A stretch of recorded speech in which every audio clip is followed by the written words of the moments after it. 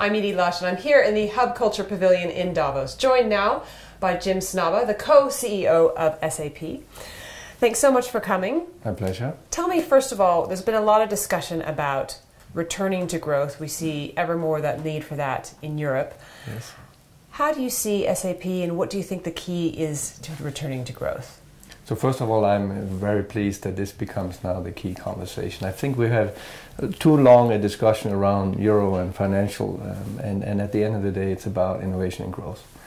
You look at SAP as a great example of a European company who declared an innovation strategy, and yesterday delivered the 12th consecutive quarter of double-digit growth.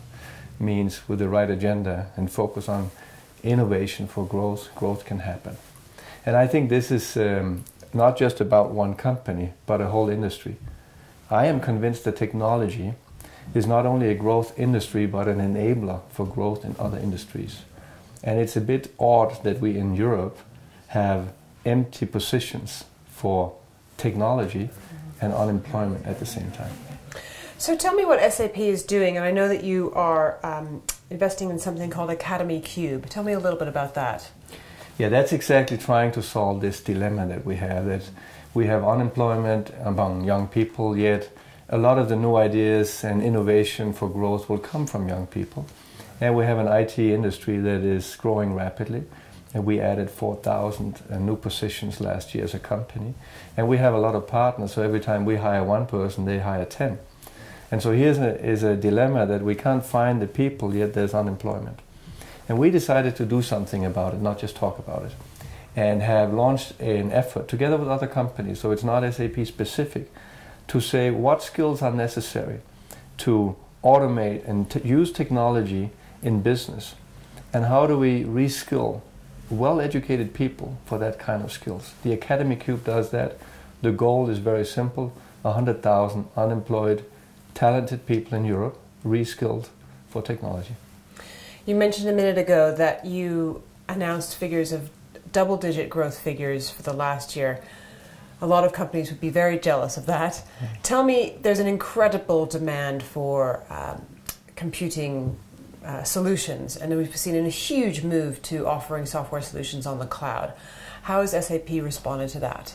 It is one of three main drivers of fundamental change in the industry, one that we saw and acted on, and we are now the largest cloud vendor in terms of users, more than 20 million users in the cloud, and we're growing very fast, triple-digit growth rates. So this will continue for the years to come, because the cloud computing means simplicity in consumption of advanced technology. But we also think the mobile device is a game changer.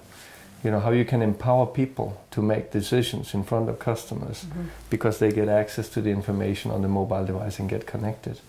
And of course, the big data. There's so much data in this world. How can we understand and basically predict what will happen tomorrow already today, so we can act faster as companies? These are the three technologies that we think will fundamentally change the way business is done.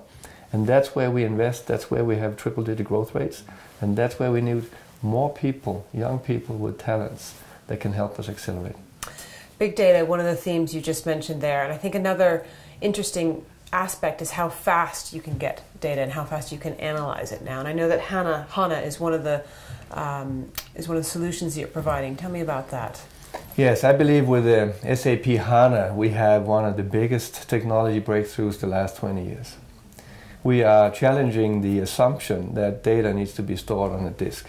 Disk is the slowest part of a computer, and main memory is 10,000 times faster. So we asked our engineers, give us a solution that can store all data of large companies in main memory, so we can analyze things and decide things in seconds instead of hours. And that's why HANA is so successful. It's the fastest growing product in the industry in history. 400 million euros of revenue last year. It is the future technology basis invented by SAP. So what do you think is going to be the next big step forward, leap forward, if you like, for SAP and for computing? So we have, of course, with all these new things already, a lot of new stuff. I think fundamentally what you will see is the collaboration between companies will be the next wave of productivity improvement. We've spent 40 years of our business now to optimize and standardize processes within companies. But if you look at it from a broader perspective, you really need to manage and optimize across multiple companies for entire value chains. And so this collaboration between companies, basically optimizing processes between companies instead of just within companies, can give a dramatic improvement on how fast you can react to new customer demands and how you can save resources in the entire value chain instead of just by one player. And I think that's what the world needs. We are living in a resource-constrained world. We have growth as an aspiration, but it will probably be limited by the access to resource.